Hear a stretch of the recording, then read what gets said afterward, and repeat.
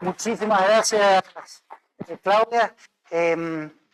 Esto que dice Claudia para mí es crucial. O sea, estarán aburridísimos de escuchar del COVID, ¿no? Pero el COVID nos solucionó una parte del problema de lo que vamos a hablar hoy, que es que todo está mucho más conectado de lo que pensábamos, ¿no?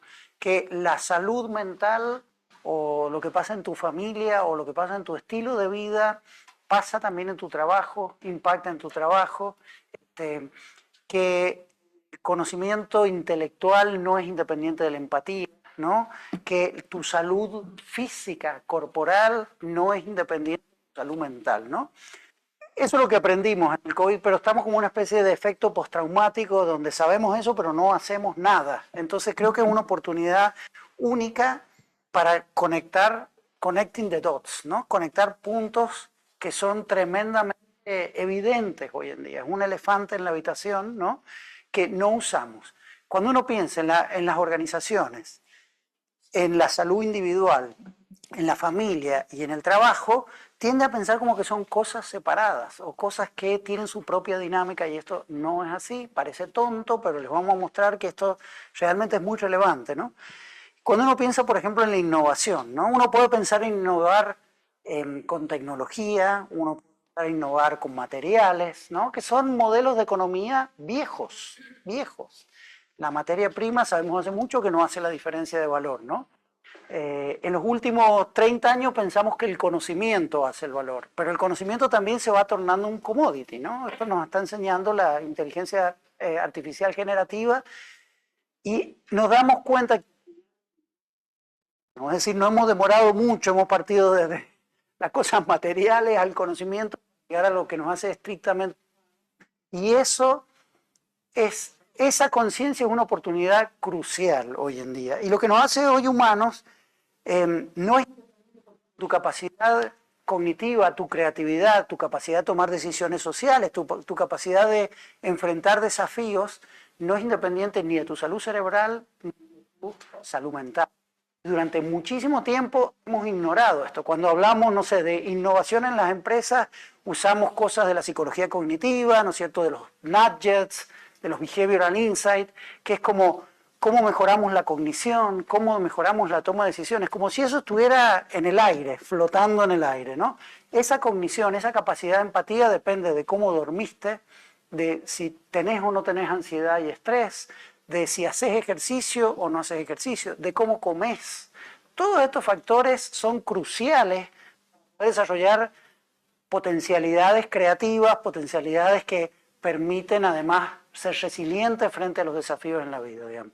Esta súper breve introducción es para decirles por qué el capital cerebral, o lo que también llamamos riqueza mental, está empezando a tener un impacto muy fuerte. Y para mí es un gusto enorme poder darle la palabra a Josefina Cruzat, que trabaja con nosotros ya hace algunos años, pero hace muy poquito es flamante profesora y investigadora de BrainLab, y ella está haciendo un trabajo genial, porque ella ha trabajado con cosas súper específicas con Computational Neuroscience, ¿no es cierto? Súper específicas con Gustavo Deco, uno de los científicos de neurociencia computacional más importantes del mundo. Ha hecho un trabajo que se requiere, no sé, física, programación, cosas duras, pero a la vez ha tenido la visión para conectar esto con cosas mucho más humanas. Así que creo que tiene un gran potencial hacia el futuro y la vamos a escuchar ahora.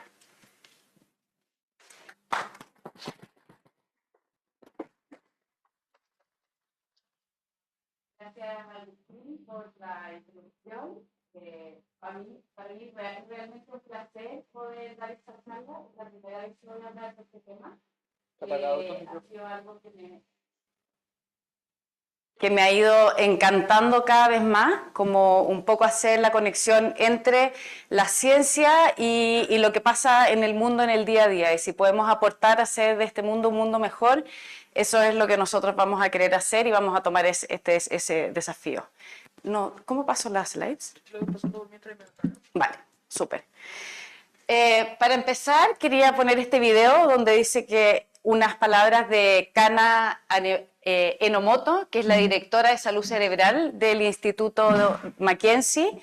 Y Kana dice que en términos de inversión en capital cerebral todo el mundo en este momento está en vías de desarrollo, porque de alguna manera el foco ha estado puesto en un lugar que nosotros realmente creemos que ha sido un foco que está equivocado. Y lo que voy a presentar a continuación es como un poco invitarlos a cambiar ese foco, donde de verdad el centro tiene que estar puesto en las personas, en su salud cerebral, y en base a eso vamos a poder ir haciendo de este mundo un mundo mucho mejor. Lo que vamos a presentar en la agenda es, vale, primero voy a presentar dos conceptos que son súper relevantes para entender este marco, que tiene que ver con la salud cerebral y la riqueza mental, dos conceptos que son parecidos pero no iguales. Después vamos a ver algunas iniciativas globales en torno al capital cerebral y la salud cerebral, iniciativas internacionales que hoy día están liderando este campo. Luego vamos a ver cómo estas iniciativas podemos aterrizarlas al contexto nacional con nuestros desafíos particulares, que no son los mismos que hay en otros lugares, lo vamos a ver también. Y finalmente vamos a terminar por dar algunas conclusiones y recomendaciones. Yo creo que todos quieren escuchar acerca de cómo ustedes mismos, en sus familias y en sus comunidades, pueden generar algunos cambios que puedan aportar a su salud cerebral y el de sus familiares, pero además escalar esto y llevarlo un poco más allá y generar un impacto en las organizaciones, y que las organizaciones también impulsen cambios globales a nivel de país. La salud cerebral es el estado de funcionamiento óptimo del cerebro, que va a incluir todas las habilidades cognitivas y emocionales que tiene un sujeto. También incluye todo el aspecto conductual, ¿cierto? Y que son capacidades que se tienen que mantener equilibrio para poder gestionar todas las habilidades que nos hacen particularmente humanos, como son el pensamiento crítico, el pensamiento analítico, generar prosocialidad, ser flexibles cognitivamente, y son demandas que necesitan ir superándose y adaptándose al contexto individual de la persona, pero además a los contextos circunstanciales de lo que pasan, como por ejemplo el COVID, ¿cierto? Esta capacidad es extremadamente compleja, la salud cerebral, y depende de múltiples factores que incluyen factores genéticos, pero también factores ambientales, físicos, como por ejemplo la contaminación, pero también factores que tienen que ver con estilos de vida modificables, de la conducta, que tienen que ver con elecciones en algunos casos que podemos hacer, como el sueño y la alimentación. Promover la salud cerebral va a implicar prevenir todo lo que tiene que ver con los trastornos neurológicos y psiquiátricos, fomentar hábitos de vida saludables, y además implica reducir los riesgos a lo largo de la vida. Y por su parte, el otro concepto, que es bien parecido pero no es similar, tiene que ver, es la riqueza mental, y tiene que ver con el valor que nosotros le damos en términos, por ejemplo, monetarios, a estas habilidades que tenemos, ¿cierto? La riqueza mental nosotros la podemos trasladar más allá del individuo y caracterizar una población en base a su riqueza mental, ¿cierto? Chile es Chile no solo por el Producto Interno Bruto que tiene, sino también por las capacidades humanas que va generando su población. La riqueza mental va a emerger de la interacción entre la salud mental y la salud cerebral. Y eso es bien importante. Nosotros hemos estado acostumbrados hasta ahora a que todo suena en base a la salud mental, ¿verdad? La salud cerebral es un paraguas que incluye la salud mental. La salud mental durante años había estado disociada del cuerpo por aspectos históricos, y hoy sabemos, en base a todas las investigaciones, que esto no es así. Nosotros estamos impulsando esa agenda. Todo lo que como nosotros estamos neurológicamente, va a ser la base que nos va a dar para también nuestro estado emocional y cómo nos relacionamos unos con otros. Y aquí sigo con este hilo, es tiempo de sinergizar la salud mental con la salud cerebral. Por todas estas cosas dualísticas que pensábamos que la salud cerebral era totalmente distinta, hoy día sabemos que no es así, incluso estamos integrándola con toda la salud corporal, que también había estado disociada de alguna manera de la salud mental y de la salud cerebral. Y estas, todas, la salud corporal, la mental y la salud cerebral, todas están determinadas por factores genéticos, por factores ambientales, por factores físicos. Con lo cual, esto es súper importante, necesitamos como entender este concepto y empezar un poco a cambiarlo en el idioma y educar a la gente en base a estos términos que están más actualizados. Nosotros estamos empujando esta agenda y hemos mostrado precisamente, por ejemplo, cómo factores de la biología son cruciales para la salud mental, como por ejemplo los temas de la inflamación, ¿cierto? Cuando nosotros estamos estresados, hay una parte de nuestras vísceras que responde muy fuertemente al estrés, por ejemplo el colon, ¿cierto? Y el colon genera señales al cerebro que el cerebro interpreta como señales de estrés y a su vez el cerebro conecta con las vísceras entregando señales de procesos inflamatorios. Eso durante un momento nos ayuda, ¿no es cierto?, como a rendir mejor, a escapar en caso de que sea necesario, ¿cierto? Pero cuando ese estrés es permanente en el tiempo, cuando se hace crónico, empieza a generar desbalances a nivel del cuerpo que generan también desbalances a nivel cerebral y mental. También hay hábitos que tienen que ver con el manejo del estrés que nosotros podemos aprender para ir gestionando todos estos cambios fisiológicos. Se ha visto que la falta del sueño, la falta del ejercicio, la alimentación deficiente, la contaminación y la pobreza van a aumentar el riesgo de desarrollar trastornos mentales y cerebrales, con lo cual esto lo que hace es como destacar más la estrecha relación que existe entre la salud cerebral y la salud mental. Este es un paper que publicó Agustín el año pasado en una revista muy prestigiosa que se llama Nature Mental Health y básicamente lo que hace es mostrar cómo se integran todos los aspectos que tienen que ver con la interacción social, emociones, el sueño, el ejercicio, con aspectos más biológicos que tienen que ver con inflamación, microbiota, neurotransmisores y al final como el funcionamiento holístico del cuerpo que si bien está compuesto de distintos sistemas, al final es como una maquinaria completa, ¿cierto? Es importante saber de que hoy en día nuestro capital cerebral más que nunca está bajo amenaza y esto es no por uno, sino por múltiples factores. Tenemos los alimentos ultraprocesados, ¿cierto? Que no basta que le pongan estos sellos y etiquetas, la gente sigue tomando malas decisiones incluso con estas advertencias. Tenemos enfermedades mentales, tenemos estrés, el impacto del COVID, que fue muy, muy fuerte a nivel de salud mental, pero no solamente por el aislamiento y los cambios sociales que generó, sino también como por el destape que hizo, donde puso como mucho más visible todos los temas de salud cerebral.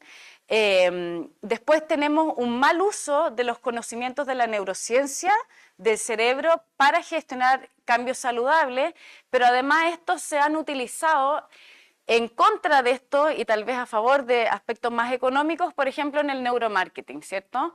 Hoy día como la toma de decisiones tan como voluntaria y personal parece un poco ilusoria, estamos siendo bombardeados de información que de alguna manera, sin darnos cuenta, influyen en nuestra toma de decisiones.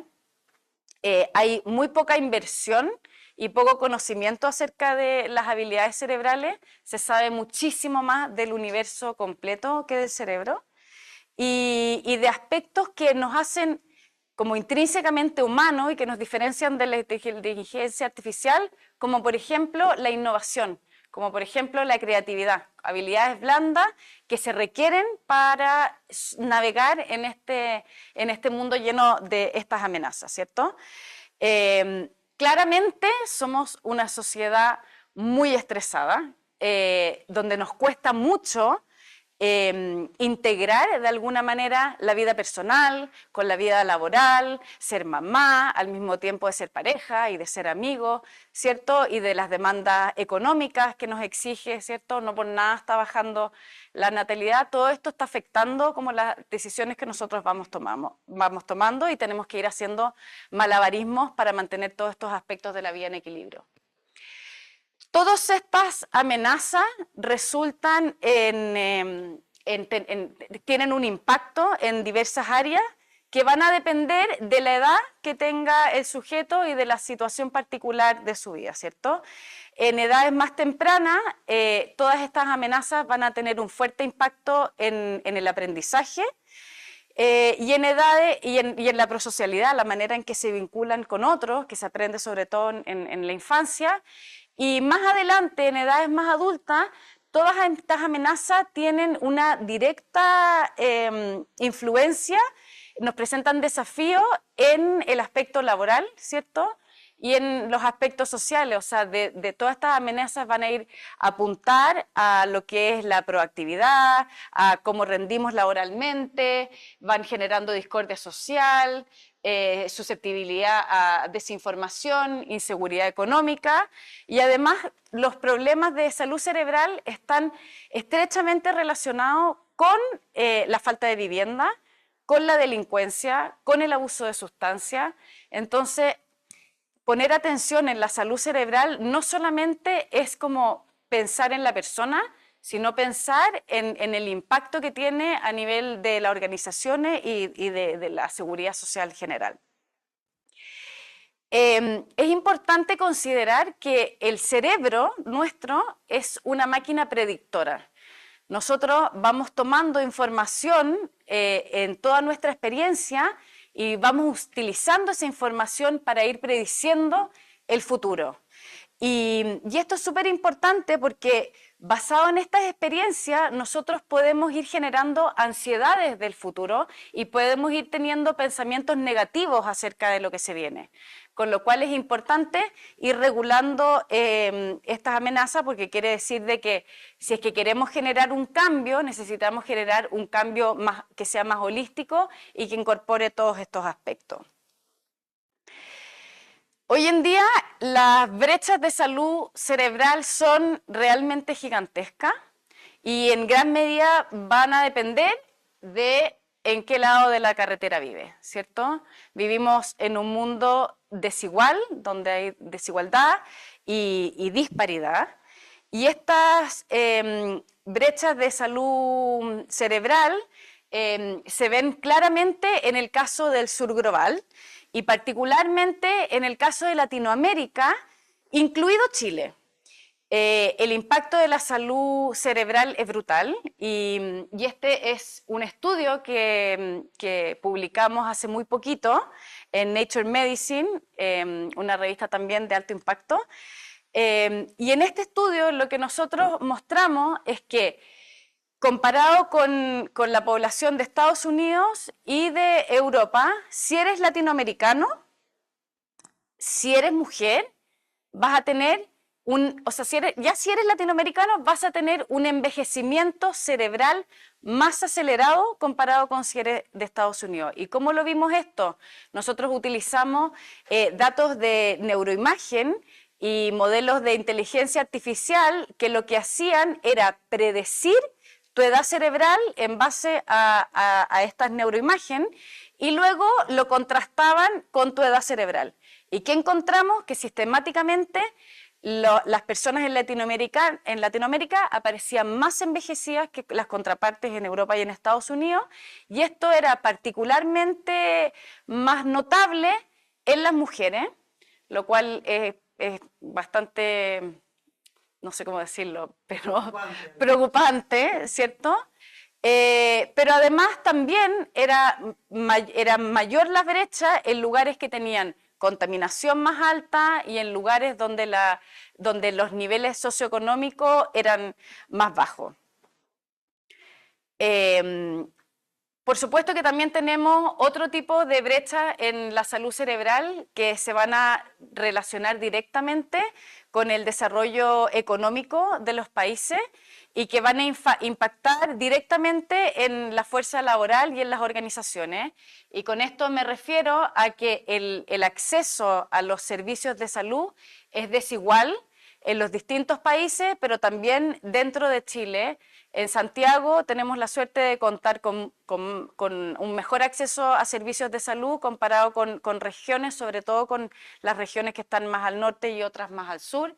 Tenemos diferencias abismales en financiación y políticas públicas que se enfocan en programas de salud cerebral. Tenemos desigualdades socioeconómicas, brechas entre el entorno urbano y rural, y también falta de recursos humanos calificados, y eso es lo que se muestra en este gráfico, donde el color celeste muestra los países de altos ingresos, medios, y el color más oscuro los países de bajos ingresos, y esta es la cantidad específicamente de psiquiatras, psicólogos, ¿esto marca? Sí, de psiquiatras, psicólogos, enfermeros especialistas en psiquiatría y trabajadores sociales. Y estas son la cantidad de profesionales por cada 100.000 habitantes. Nosotros estamos aquí, y esto la verdad es que estamos a un tercio, o sea, los países de altos ingresos triplican la cantidad de personal calificado en salud. Este es un otro tema, que es un tema bastante transversal a todas las generaciones, a todos los países. El uso intensivo, quiero decir, y además inadecuado de las redes sociales se ha visto que está estrechamente relacionado negativamente con la salud mental y el bienestar organizacional, ya que contribuye por una parte a la radicalización de ideas, se produce discriminación, ciberacoso, bullying. Además, recientemente TikTok, por ejemplo, fue demandado por tener estas herramientas que te permiten como mejorar tu aspecto, ¿cierto? Y generar una imagen de algo que no eres, con lo cual está generando una alta tasa de ansiedad y depresión, sobre todo en la población más joven. Y esto es importante porque eso es el futuro de nuestras naciones, con lo cual tenemos que poner atajos. Obviamente las redes sociales también tienen aspectos que son súper positivos, permiten cohesión social, permiten interacciones, permiten hacer comunidades, pero igual que las armas son herramientas y va a depender del uso. Hay algunas personas que están empezando a sugerir que al igual que el tabaco viene con ciertos sellos, ¿cierto?, que te advierten de los peligros que tiene para tu salud, que de alguna manera también empieza a haber como todo un marketing que te advierta cuáles son como las problemáticas que vienen asociadas a las redes sociales, y así podamos tomar decisiones más informadas para nosotros, para nuestros hijos y dentro de nuestras organizaciones. Respecto al medio ambiente, esto es súper importante. Hace poco tuve la suerte de estar en una charla con una doctora que se llama Bursin Irskin. Ella es de Turquía, está en Estados Unidos y está empezando su empresa donde ella estudia específicamente los efectos del calentamiento global sobre la salud cerebral. Estamos súper preocupados de los recursos, del planeta, ¿cierto? Pero como que nadie ha levantado la bandera para decir, oye, aquí hay un problema más allá de nuestros recursos naturales, donde está directamente afectando nuestro rendimiento. Y ella mostraba unos resultados bien interesantes donde por una parte mostraba como los aspectos sociológicos y decía, miren, acá tenemos las estadísticas donde se ha visto que durante las olas de calor en Europa, los alumnos en los colegios y en las universidades rinden muchísimo peor, aumenta la tasa de suicidio, aumentan los accidentes laborales, aumentan las malas decisiones de los jueces, con lo cual aumentan el riesgo y las malas decisiones, ¿cierto? Y los errores. Y luego, de todos estos aspectos más conductuales, se iba a la parte biológica y mostraba, en particular, decía, miren, esto es súper relevante porque en las olas de calor, la fluctuación de la temperatura del día y la noche es muy, muy baja. Entonces estamos todo el día sometidos a un estrés donde yo creo que todos estamos de acuerdo que en exceso de calor no rendimos, estamos atontados, estamos bajados, estamos más cansados, ¿cierto? Pero si además de eso le sumamos a que en la noche la temperatura no baja y no logramos recuperar, el desgaste que tenemos y con todos los procesos oxidatorios, inflamatorios que siguen, en el fondo genera un impacto en nuestra salud que es sumamente grande. Por otra parte, tenemos algo que se llama el exposoma, que está también saliendo cada vez más ese término, que básicamente es el conjunto de condiciones ambientales, tanto físicas como sociales, que van a afectar la salud en un individuo. Y cuando hablo de física, de nuevo, me refiero a la contaminación, la calidad del aire, del agua, los microplásticos, ¿cierto? Y el cambio climático que recién mencionaba, y por otro lado, todas las desigualdades sociales, el ingreso, el acceso a salud, a educación, todos estos factores, ¿cierto? Que algunos son más o menos modificables, han demostrado que tienen un fuerte impacto en la salud cerebral. Y hoy día está demostrado que hay un porcentaje que es chiquitito, pero no por eso significativo, de nuestro cerebro, que está hecho de plástico, porque los microplásticos logran traspasar la barrera hematoencefálica, y eso todavía no entendemos exactamente cuáles son los efectos inmediatos ni en el largo plazo de la acumulación de estos microplásticos en el cerebro. Hay unos que son más pesimistas, que dicen que de aquí a unos pocos años más, las carnes, los pescados van a venir rotulados, así como con la cantidad de calorías, de proteínas que tienen, con la cantidad de microplástico que tiene lo que nosotros ingerimos. Lo cual es, al menos de mi perspectiva, desgarrador. Entonces, es súper importante que consideremos todos estos distintos factores como un todo en la salud cerebral. ¿Cuál es el costo de ignorar la salud cerebral? Es tremendo. Firmas como Deloitte y también la Organización Mundial de la Salud han determinado que los trastornos mentales a nivel global anualmente cuestan 5 billones de dólares a la economía, y esto con una proyección de 16 billones para el año 2030. Y dentro de este aspecto, la demencia tiene un costo de 1,3 billones, con una proyección de 2,8 para el 2030. Esto es súper alto, no es solamente por los costos que tiene en la atención en salud, en las políticas de salud, sino también todos los costos que vienen asociados a las organizaciones. Estos costos están asociados con la productividad, con el ausentismo laboral, con el presentismo, que son aquellas personas que van al trabajo, que marcan la tarjeta, pero que en su día no producen, no trabajan, y no porque no quieran, porque realmente o durmieron mal, o tienen un problema, o están colapsados, o no le dan las funciones cognitivas para las altas demandas que requieren las organizaciones por los ambientes laborales que hay, ¿cierto? También, por ejemplo, dado las bajas laborales, hay que contratar nuevo personal, todos esos reemplazos tienen un costo súper alto, económico dentro del contrato, pero además en términos de recursos humanos, porque son personas que tienes que volver a entrenar, ¿cierto? Y hay como un círculo vicioso que tiene valores súper altos.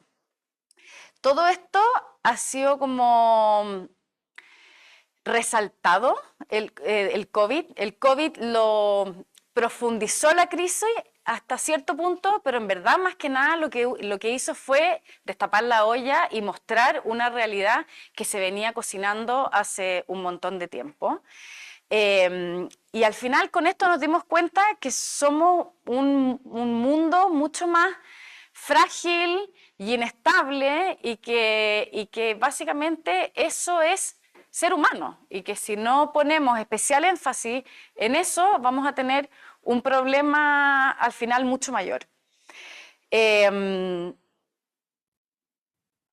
Ahora, en efecto, todo lo que es la salud cerebral, que son las capacidades cognitivas y emocionales, que son de nuevo las que verdaderamente nos hacen humanos, en esta era, el pensamiento crítico, el pensamiento analítico, la creatividad, todas estas habilidades cognitivas, sumado a la salud cerebral, ¿cierto?, van a dar origen a lo que es el capital cerebral, ¿cierto?, que es el valor de alguna manera económico, lo que nosotros podemos de alguna forma optimizar si es que nosotros invertimos en mantener un estado de salud óptimo más un desarrollo de habilidades que sea óptimo. Y habilidades particularmente las que hoy día no nos da la inteligencia artificial, que son las que en el fondo nos están haciendo como avanzar un montón, pero también nos están exigiendo el desarrollo de otro tipo de habilidades como las que ya había mencionado. Este capital cerebral da origen a lo que se denomina la nueva economía cerebral. Y va a buscar o va a poner el foco en optimizar este componente que es, de nuevo, pura y exclusivamente humano y que va a depender de la convergencia de los factores ambientales, sociales, culturales, sumado a los estilos de vida saludable de los individuos y de las organizaciones. La economía cerebral va a buscar como una mejora económica, pero basado en estas nuevas habilidades, ¿cierto? O sea, no estamos queriendo mejorar el Producto Interno Bruto per se. De hecho, es lo que venía después. Nosotros vamos a querer mejorar esta riqueza mejorando la riqueza mental de nuestras naciones. Y en esto hay ciertas medidas que se están desarrollando y hay un montón de iniciativas, tanto privadas como públicas, que están desarrollando estos frameworks. Esto es bastante nuevo, se está poniendo un montón de énfasis y Agustín, personalmente, ahora yo me estoy sumando, otros colegas y amigos, están desarrollando unidades de medida que puedan ser utilizadas en las organizaciones. Hace un tiempo, en 2018, PricewaterhouseCoopers hizo un estudio donde ellos midieron específicamente cuál era el retorno de invertir en salud cerebral en las organizaciones, y ellos mostraron que por cada $1 que ellos invertían, tenían un retorno del 2,5 o de 2,5 en su retorno económico, de alguna manera. Con lo cual, ellos demuestran o apoyan la idea de que invertir en salud cerebral es invertir también en prosperidad personal, social, laboral y nacional. Y esto va mucho más allá, eso no lo había mencionado, que el mero hecho de no estar enfermos. Nosotros también culturalmente estamos acostumbrados a atendernos cuando tenemos algún síntoma, cuando nos sentimos mal, cuando estamos enfermos. Esto nos pide cambiar el foco a la ausencia de la enfermedad, sino potenciar y desarrollar el bienestar. ¿cierto? Esto era algo que se hacía en la antigüedad, ¿cierto? Tú le pagabas al médico por mantenerte sano, no le pagabas al médico cuando te enfermabas. Y bueno, dado que existe todo este framework, ¿cierto? Por supuesto que hay una proliferación de iniciativas en salud cerebral a nivel global que permean todo tipo de niveles y vamos a ver algunos ejemplos. El World Bank Group desarrolló este proyecto que se llama The Human Capital y básicamente lo que ellos están haciendo es invertir millones de dólares en buscar las mejores iniciativas que busquen promover el desarrollo de la salud cerebral y el capital humano. El Financial Times hace tiempo que está poniendo el foco en incentivar la salud cerebral y está sacando permanentemente notas, estudios y está participando en foros donde se discute cuáles son las mejores vías de potenciar el desarrollo de estas innovaciones. Por otra parte, tenemos la OSD, que recientemente también sacaron un departamento de innovación en torno al capital cerebral y del cual estamos orgullosos de formar parte. Hay mesas de diálogo, iniciativas de proyectos, ¿cierto? Y son también bastante transversales. Y después también tenemos la ONU, que está a través de los Objetivos de Desarrollo Sostenible, está destacando el impacto de la salud cerebral por ejemplo, en la educación, en la igualdad y el bienestar global, ¿cierto? Y ellos están activamente impulsando estas iniciativas. De hecho, hace poquito con Agustín estuvimos en la cumbre de ciencia, en los Días del Cerebro de la Organización de las Naciones Unidas, donde ellos, a través de distintas iniciativas, están poniendo sobre la mesa este tipo de iniciativas y lo están poniendo en la agenda de los aspectos que se tienen que discutir para la agenda de los próximos años. Tradicionalmente, como decía, no hemos enfocado en los planes nacional de salud que se enfocan directamente en prevenir y en tratar las distintas enfermedades. En Chile tenemos el Plan Nacional de Salud, tenemos el Plan Nacional de Demencia, tenemos un plan para el envejecimiento, ¿cierto? Y esto es relevante dado que la expectativa de vida de Chile, en este caso en particular, del mundo está cada vez más larga. En Chile estamos a nivel de otros países más desarrollados con una expectativa de vida de 86 años, pero con una mala calidad de vida. Con lo cual, atacar la salud cerebral solamente mediante planes de salud que apunten a tratar las enfermedades no está siendo un buen negocio. Necesitamos ir mucho antes a generar planes, estrategias y iniciativas que lo que apunten es a fortalecer la salud cerebral a lo largo de la vida para no llegar después a tratar enfermedades. Y eso es la vía que están tomando países más desarrollados como son Suiza, Finlandia y Alemania. Para ello, en el Plan Nacional de Salud Cerebral propiamente tal de Alemania, lo que dice es que human health is not possible without brain health. O sea, si es que estamos enfocados en la salud global, sin considerar la salud del cerebro, de alguna manera nos estamos perdiendo. Estos son los países que están como más a la vanguardia, países que van liderando estos desarrollos, son países de altos recursos. Pero también tenemos otros países como son India y Camerún que tienen desafíos globales y tienen barreras que me atrevería a decir que son mucho más grandes que las que tenemos en Chile y en Latinoamérica, y ellos ya están instaurando dentro de sus políticas planes nacionales que fomentan la salud cerebral. Y eso implica que medidas medioambientales, medidas que tengan que ver con la alimentación, medidas que tengan que ver con la calidad de vida, con el diseño de las ciudades y algunos otros aspectos.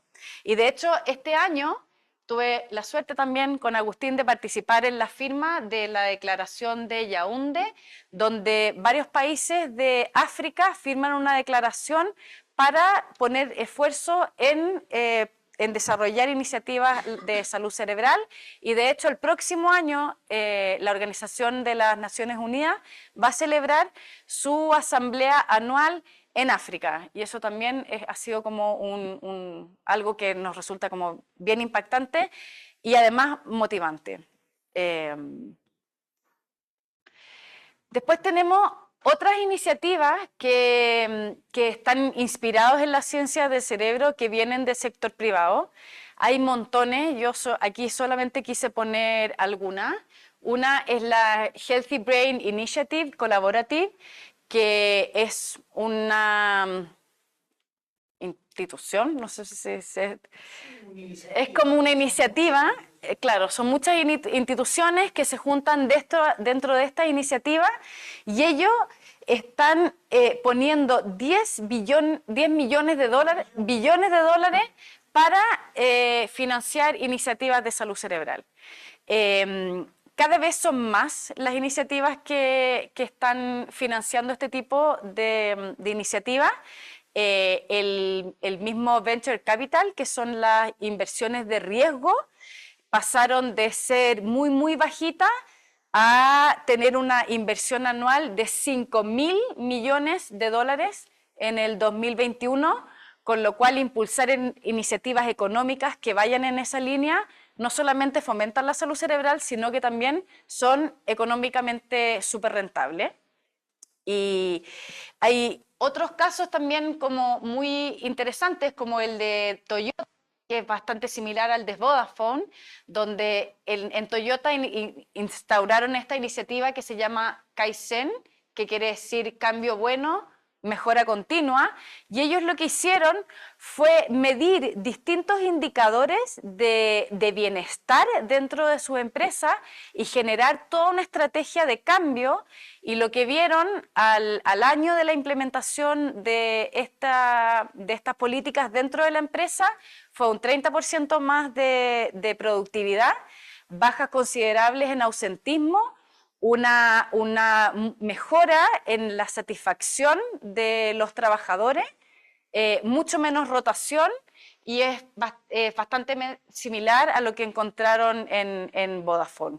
En Vodafone bajó un 25% el ausentismo laboral. Eso quiere decir que la gente de alguna manera se sentía mejor, más contenta de ir, había un ambiente que los acoge, que les entrega espacios donde puedan descansar en algunos casos, donde hay relaciones que son más personalizadas, donde hay cierta flexibilidad, donde si la persona tiene alguna dificultad, tiene flexibilidad para llegar un poco más tarde, para hacer trabajo de manera remota o distintos aspectos. Esto también pasa no solamente como por el aspecto personal, sino también, como lo vamos a ver en la siguiente slide, por generar también cambios a nivel como de las organizaciones en cuanto a la iluminación, a la ventilación, a la alimentación, que en general es un tema en los ambientes laborales. La gente come muy mal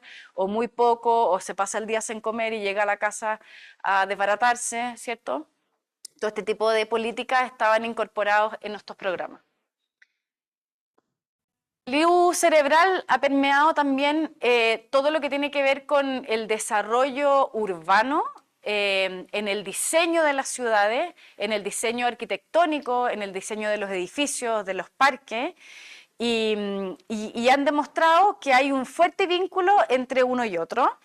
El diseño de estos entornos puede contribuir al capital cerebral y la salud mental mediante la ventilación, la iluminación, el acceso a la naturaleza, el diseño acústico, zonas de descanso, zonas de movilidad, espacios para conexión social, ¿cierto? Todos esos diseños, en temas estéticos, incorporación como de arte y cultura dentro de los espacios, generar espacios con mejores accesibilidad, damos también sensaciones de pertenencia, naturaleza, ¿cierto? Y todo esto favorece la salud cerebral. Y hay un caso bien interesante que es el de la UC San Diego, que ellos tienen estos campus donde los estudiantes viven, ¿cierto? Que en algún momento les quedó chico, diseñaron un nuevo campus en asociación con una firma arquitectónica que considera estos aspectos de salud cerebral, y en comparación con el housing antiguo, el housing nuevo, los alumnos reportaron bajas en depresión, baja en ansiedad y una mejora significativa en hábitos de vida saludable. Enfocándonos en Chile, el panorama actual de la salud cerebral es la siguiente. Tenemos que en diciembre del 2023, uno de cada 4 chilenos presenta síntomas de ansiedad, un 17% problemas de salud mental, 15% problemas de estado de ánimo y un 13% presenta sintomatología depresiva. Las mujeres están más afectadas, un 35% de las mujeres presentó sintomatología ansiosa, de la ansiedad generalizada diagnosticada, y a estos factores se asocian factores como una proporción importante de trastornos del sueño, de insomnio, de soledad percibida y de sedentarismo. Todos como factores de riesgo para la salud cerebral, pero también cardiometabólica y cardiovascular. De hecho, hace un tiempo nosotros también publicamos un estudio que se llama The Weekend Warrior, que demostraba que solamente con el que hace ejercicio el fin de semana, que es en el único momento que tiene tiempo, y aunque sea al menos de media hora de ejercicio medianamente intenso, lograba reducir significativamente los riesgos de enfermedad cardiovascular, los riesgos de enfermedad cardiorrespiratoria, y ahora luego vamos a presentar unos nuevos resultados donde demostramos que además presentan una reducción en los riesgos de deterioro cognitivo. En el caso de las enfermedades profesionales en Chile, vemos que un 67% de las licencias médicas en Chile son por salud mental, sobrepasando significativamente todo el resto de las patologías. Y dentro de ese porcentaje vemos que un 67% de las licencias médicas de las mujeres, o sea, las licencias médicas de salud mental de las mujeres representan el 77%. Bastante más que en los hombres, que representa un 55%. Esto obviamente tiene un costo económico, o sea, y se liga con todo lo que hemos venido hablando, no quiero ser demasiado repetitiva. Después en Chile, volviendo a esto, la migración es un fenómeno que nosotros estamos atravesando, al igual como el resto de los países de Latinoamérica y el mundo, me atrevo a decir, y en base a esto es súper entender de que el mundo cambió y de que las fronteras de los países han cambiado y de que esta es la nueva realidad, con lo cual no podemos querer como seguir tapándonos los ojos con respecto a esta realidad. Tenemos que incorporarla y tenemos que entender que la mayoría de las migraciones se dan en contextos donde la gente migra para buscar mejores oportunidades y suelen trasladarse a las grandes ciudades. Está pasando que la gente que vivía en las ciudades está migrando a los lugares donde tienen mejores calidades de vida, y la gente, como la mano de obra más dura, se está instalando en las ciudades, y todo este traslado está muy asociado a problemas de ánimo, estrés postraumático y problemas de ansiedad. Además de dificultades en la vivienda, dificultades para integrarse culturalmente, socialmente, y básicamente esta es nuestra realidad. Nosotros tenemos que de alguna manera integrarla y hacernos cargo. Por otra parte, ya tocamos el tema de los determinantes ambientales de la salud cerebral, pero aquí quiero hacer especial, ya que estamos hablando de Chile, quiero hacer especial énfasis en esta estadística. Chile lidera en Sudamérica las muertes anuales por contaminación ambiental. 12% de las muertes anuales están relacionadas con factores ambientales que son modificables. El 60% de la población está expuesto a micropartículas que están por encima de lo que regula la norma, y esto además es importante para el sistema de salud, puesto que hay 3.000 hospitalizaciones anuales solamente por temas asociados a medio ambiente, más 4.500 muertes cada año por este aspecto. Y en esto tiene que ver el saneamiento, la calidad del agua, la gestión de los residuos, la higiene, la contaminación del aire y la planificación urbana. Las iniciativas de salud cerebral en Chile son emergentes, son bastante nuevas. Tenemos los planes tradicionales de salud cerebral. En el gobierno de Piñera se lanzó el programa Elige Vivir Sano, que lo que hace es fomentar hábitos de vida saludables. Tenemos un plan nacional de demencia, pero no tenemos ningún plan que directamente se enfoque en optimizar la salud y el bienestar de los individuos. Nuestro instituto espera posicionarse como un referente a nivel nacional en salud cerebral, en partnership con redes de Latinoamérica y el Caribe. Y estamos, por ejemplo, lanzando iniciativas como unos toolkits de diplomacia científica, mediante los cuales nosotros queremos impulsar la promoción de nuevas políticas en torno a la salud cerebral.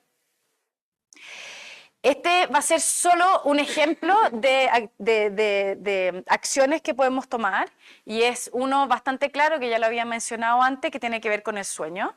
Y es básicamente, si ustedes, por ejemplo, no durmieron anoche, en esta charla, por buena, por mala, por aburrida, por que les interese o no les interese, si no durmieron, el aprendizaje va a ser más bajo, la capacidad atencional va a ser más baja, la relación sobre estas temáticas con sus conocimientos previos va a ser más deficiente, la capacidad que van a tener ustedes para salir de aquí y comunicar en sus entornos lo que les llamó la atención, lo que aprendieron, va a ser más baja, ¿cierto? Y es que todos sabemos que si no dormimos vamos a tener un bajo rendimiento en el día a día, y esto genera círculos viciosos donde el cuerpo no descansa, genera radicales libres, genera inflamaciones, genera bajo rendimiento, malas decisiones.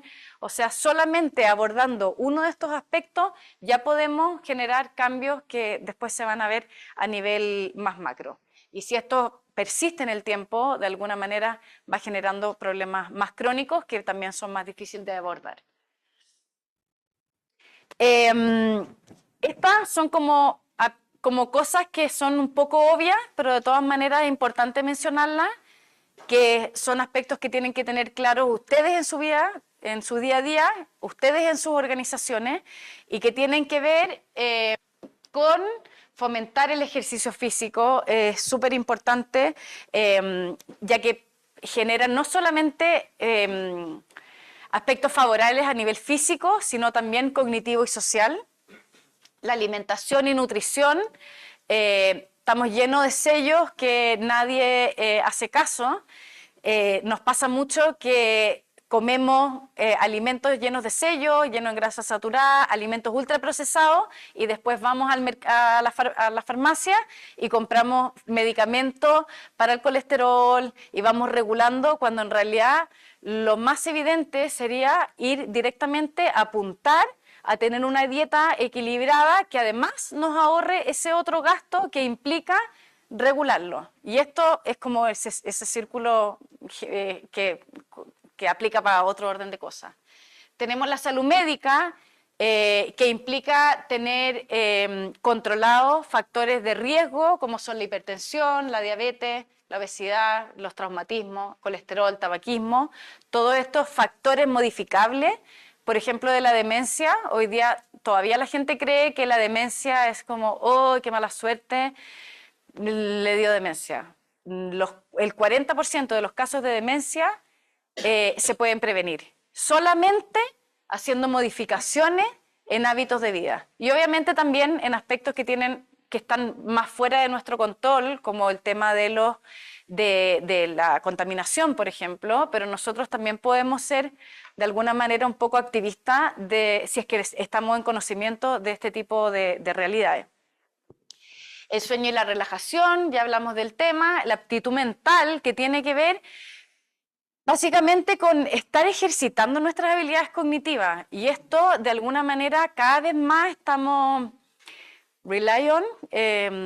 estamos como apoyándonos de la inteligencia artificial que nos facilita la vida, y no digo que no lo utilizamos, es maravilloso, pero tenemos que estar conscientes de que mientras más utilizamos el Waze, o si solo cada vez que salimos utilizamos el Waze, ya dejamos de generar estrategias que nos permiten desarrollar mapas mentales de navegación espacial, que son importantes no solamente para saber cómo me voy de aquí a la moneda, sino también son importantes para saber cómo desarrollar un esquema mental cuando me traslado a otro país donde no tengo los mapas en mi cabeza, donde no cuento con la tecnología, o cuando simplemente se me acabó la batería, o cuando ya me estoy haciendo mayor, y si no practiqué este tipo de habilidades, por supuesto que las voy a perder mucho más tempranamente.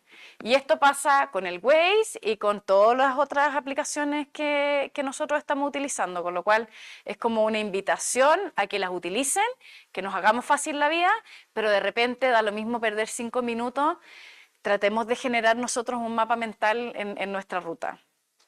Y por último, la interacción social, y esto es fundamental. Y esta interacción social que señalo acá no tiene que ver con la interacción social que se utilizan en las redes, tiene que ver con los desafíos que presenta o que significa relacionarse con alguien cara a cara.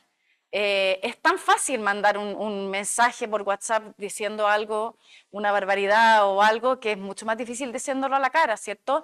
Todas las interacciones personales desarrollan y fomentan la autorregulación. Y en estas épocas tan violentas, por decirlo así, es súper importante también ir desarrollando este tipo de habilidades. Las iniciativas que nosotros estamos desarrollando, pero que también que estamos queriendo impulsar a nivel global, son como marcos de implementación nacional para el desarrollo del capital cerebral en Chile, y necesitamos todo el mundo privado y el mundo público y el mundo académico, no solo el privado, no solo el público, no solo la academia, necesitamos una sinergia de estos tres mundos juntos, integrados, para el desarrollo de iniciativas. Nosotros en Brainlab desarrollamos como nuestro primer grano de arena, que es básicamente el desarrollo de una campaña a nivel nacional de concientización en estos temas que aquí abordamos en detalle, pero que tiene que ver con educar, con que las personas aprendan que existe la salud cerebral, que aprendan que hay factores de riesgo que pueden modificar, que aprendan que pueden optimizar sus recursos cognitivos, ¿cierto? También está el desarrollo de cursos para distintos niveles, y además el desarrollo de comunidades de práctica, que son espacios, ya sea virtuales o grupos, círculos, como existen en los de ICARE, donde la gente que está interesada pueda ir, vincularse con otras personas, encontrar información, encontrar bibliografía, discutir estos temas, y donde a partir de esto vayan saliendo distintas iniciativas, y también, ¿por qué no?, como impulsar una agenda de diplomacia científica que el día de mañana nos ayude a impulsar políticas públicas que favorezcan este tema. Y como conclusión y recomendaciones, hay un punto que es bien importante destacar, y es que es importante considerar esto en todos los niveles, ¿cierto? Personal, organizacional, como país, y no solamente para prevenir las enfermedades, sino para optimizar la salud. Y para eso nosotros tenemos que invertir, así como invertimos en nuestro auto, en nuestra casa, en las relaciones personales, en nuestro futuro, en nuestra educación, también tenemos que invertir en nuestra salud cerebral. Y cuando hablo de esto, también hablo como a la necesidad de desarrollar ciencia aplicada, que es un poco lo que estamos haciendo ahora. No basta con desarrollar la investigación empírica y publicarla, sino tenemos que hacer el traspaso de esos resultados a la población. Tenemos que entender mejor valores como la creatividad y el liderazgo para impulsar este tipo de skills dentro de nuestras organizaciones, dentro de nuestra población, ¿cierto? Necesitamos desarrollar enfoques holísticos para mejorar la productividad en las empresas. Hoy día existe un montón de tecnología que mide este tipo de factores, que mide la presión, que sabe cuántos pasos diste, que sabe cuánto dormiste. O sea, los datos están, lo que pasa es que todavía hay un tema sensible de cómo vamos a utilizar esos datos para el bienestar, ¿cierto? Y no es que queramos como volvernos como robot que queremos optimizar, a la larga el principal interesado siempre va a ser la persona. O sea, si la organización gana, primero gana la persona. Y eso es súper importante destacar. Y también podemos desarrollar también como estrategias que tienen que ver directamente con nuestro país, y este es el caso de la minería. Nuestra economía depende en gran medida de la minería, y la minería es una industria que es bastante complicada. Es una industria donde la fuerza laboral es predominantemente masculina, con todos los estereotipos de la fuerza masculina, que tiene que ver con la agresividad, con el alcoholismo, con la drogadicción, con la violencia física. También le pasa de que trabajan muchas veces en altura. La altura genera hipoxia, y además trabajan por turnos, están 15 días abajo, 15 días arriba, con lo cual el cuerpo se somete a un nivel de estrés. Los 15 días que están lejos de su familia. Entonces, si bien nosotros estamos teniendo como un beneficio económico a nivel país, también tenemos que ser conscientes de que estamos de alguna manera generando un impacto en esas personas, y que esas personas a su vez después llegan a sus casas y generan un impacto en sus casas, en sus comunidades, en los colegios, con lo cual me parece que es como muy relevante, por ejemplo, tomar iniciativa en este sector. Necesitamos regulaciones que nos permitan optimizar la salud cerebral. Tenemos clarísimo cuáles son los determinantes a nivel individual y a nivel social. Lo que tenemos que hacer ahora es empezar a abordarlo para generar mejoras en salud, beneficios sociales que optimicen la estructura del funcionamiento del cerebro y al final mejoren el bienestar de la población global. Y con esto termino. Priorizar la salud cerebral es añadir años de vida, pero también vida a los años. Acá estamos apuntando a mejorar la calidad de vida de manera integral, y de esa manera también mejorar nuestras naciones. Gracias.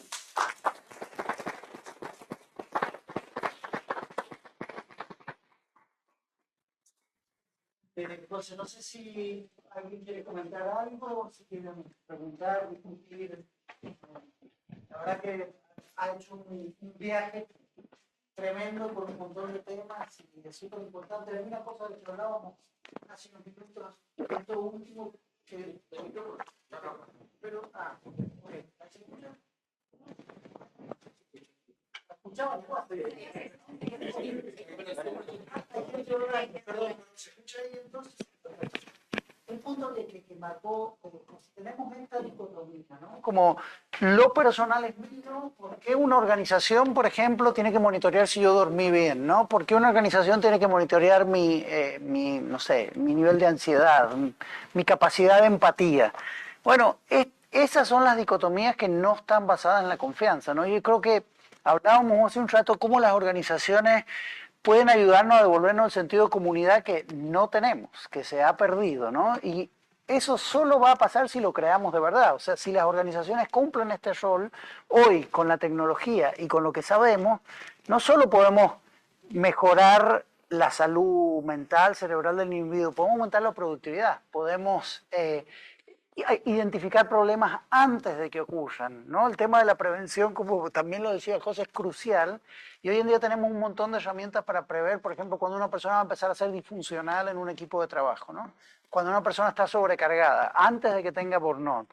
Todo esto lo podríamos monitorear y escalar, además, a bajo costo, ¿no? No necesitamos hoy en día un terapeuta para cada uno de nuestros trabajadores que lo vea 2 veces a la semana, ¿no? Necesitamos un poquito de tecnología y algunas ideas inteligentes. Entonces, creo que esa es la oportunidad que no estamos explotando aún y hay iniciativas muy buenas, muy fuertes, pero que están lejos de nuestras fronteras, digamos. Entonces, no sé, ahí, yo creo que Claudia está haciendo alguna de esas experiencias con las organizaciones, no sé si, ¿qué te parece o qué pensás al respecto?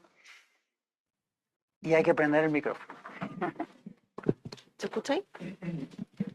Sí, efectivamente, como les decía al comienzo, en la presentación, yo creo que hemos tenido conversaciones estos últimos meses, diría yo, que van sintonizando y van generando sinergias desde lo que estamos haciendo en la escuela, cómo estamos mirando las organizaciones y cómo estamos entendiendo el bienestar también.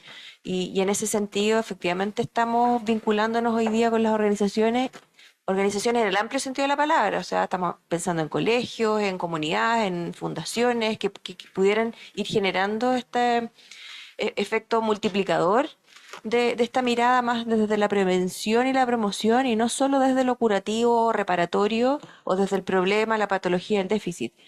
Entonces ha sido súper interesante cómo finalmente confluyen temáticas que venían a lo mejor desde la psicología más tradicional, comillas, y también desde la experiencia del laboratorio y cómo esto se puede llevar al mundo real. Y hoy día en concreto lo que estamos haciendo con organizaciones y las conversaciones que estamos teniendo con organizaciones para hacer estas mediciones y para optimizar los espacios laborales, pensando en espacios saludables que promuevan efectivamente salud mental, salud cerebral, riqueza mental y todo lo que hemos hoy día escuchado. Así es que yo quisiera abrir a lo mejor el espacio a preguntas, reflexiones, creo que ha sido súper interesante, así es que abrimos los micrófonos. Por aquí creo. Adelante.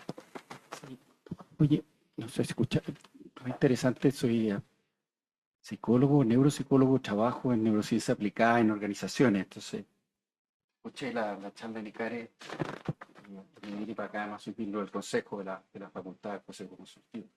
Y quería hacerte un par de comentarios que son muy interesantes, pero puestos en la práctica, puestos en las organizaciones mismas, quizás sería interesante hacer algunos matices. Hemos estado trabajando hoy con un equipo, un modelamiento conductual en organizaciones, en algunos casos el output es productividad, en otros casos es liderazgo, dependiendo de cuál sea la variable salida. Pero al empezar a medir factores biomédicos a través de biotecnología, es interesante mirar que esta conceptualización como más absoluta, mirado solo desde la biología, desde el cerebro, empieza a diluirse y empieza a interactuar con otros factores. Y cuál es el peso relativo de un cerebro estresado, de un organismo estresado en un contexto organizacional determinado, no es único. Se va modulando dependiendo de las actividades, dependiendo además de otra serie de factores, y es interesante mirar eso, pensando además en ir llegando como a un approach más holístico y quizás menos amenazante, porque tratar el estrés desde la amenaza es apagar el fuego con benzina, mantener a nuestro sistema en amenaza total. Entonces, ¿cómo ser más amigable? Y en eso quizás algunos aportes. Soy miembro del programa de Magíster en Neurociencia Cognitiva, hoy día en la Facultad de Medicina. Hemos discutido harto este tema y sobre todo la capacidad de cómo los entornos organizacionales tú potencias las redes neuronales. Y potenciar una red neuronal no es algo trivial, como probablemente ustedes saben perfectamente. ¿Cuáles son las palancas para empujar? Es algo que todavía tenemos que seguir ahí mirando y empujando. Y lo último, desde el lado de la medicina, todo este approach lo llamamos medicina bioreguladora o medicina ortomolecular, como una, y también ahí tienes un mundo gigantesco que está en descubrimiento para estabilizar o equilibrar organismos en entornos organizacionales.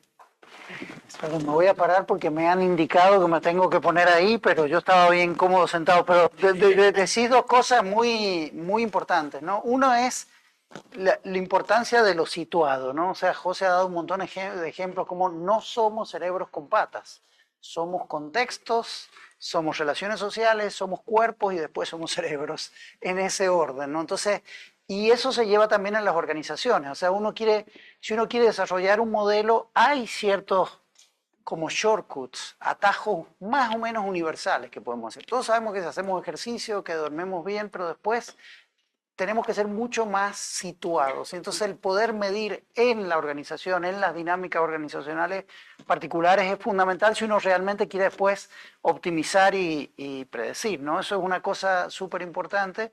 Y lo otro lado es el otro impacto del que tal vez hemos hablado menos, pero que es súper relevante, que es cómo la ciencia médica se está empezando a apropiar de estas cosas, ¿no? Así como las organizaciones se tienen que apropiar, digamos, hoy en día, por ejemplo, la carrera en la demencia, la mayor inversión para curar la demencia, ¿saben en dónde se pone? En la genética. Y a la fecha no más del 5% de la genética explica la demencia, mientras que los factores prevenibles, como contó José, es 40%. En Latinoamérica es el 56% de los factores modificables, ¿no? Entonces, hay una especie de insight de esto, de que necesitamos modelos más sinergéticos, más ecológicos. Nos cuesta, muchas veces da miedo, pero no necesitamos un modelo completo del mundo, necesitamos empezar a conectar. Por eso yo pienso que, por ejemplo, si conectamos estas variables individuales de salud, de estilo de vida, no con una evaluación neuropsicológica una vez al año, ¿no es cierto?, sino con tecnología que te permiten monitorear a lo largo del tiempo. Y empezamos a cruzar esto con objetivos organizacionales, estoy seguro, pero seguro que van a sacar mejores beneficios que si trabajan con Behavioral Insights o Nudgets exclusivamente, ¿no? Creo que esa es una de las cosas que realmente debiésemos poder potenciar más. Bueno, ese es un gran debate, pues, y los derechos cognitivos y los neuroderechos, que ustedes saben que Chile es absoluto.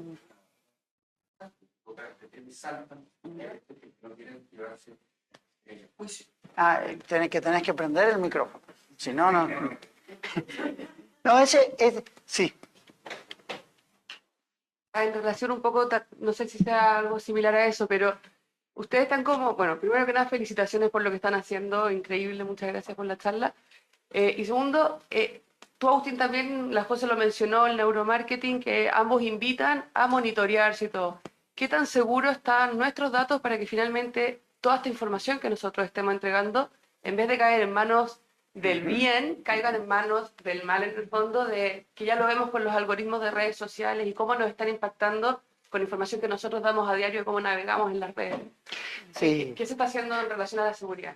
Bueno, son momentos realmente de cambio aceleradísimo, entonces no estamos bien con la regulación, eso es así, es un hecho, pero excede absolutamente este tópico si bien esto tiene un componente personal, hoy en día ya las social media tienen una penetrancia a la vida íntima incomparable a esto que estamos marcando. Y además, en las redes sociales hay una comercialización de la información. En cambio, en el contexto organizacional, uno puede crear regulaciones, ¿no?